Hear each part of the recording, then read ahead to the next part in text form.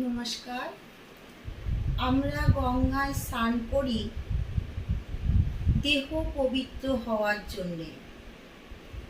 দেহের ভেতরে যে তিনটি জিনিস আছে সেই তিনটি জিনিস কিন্তু শুদ্ধ হয় না।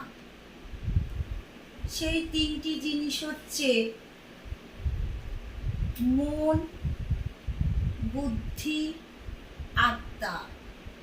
এই তিনটি জিনিস শুদ্ধ হয় না।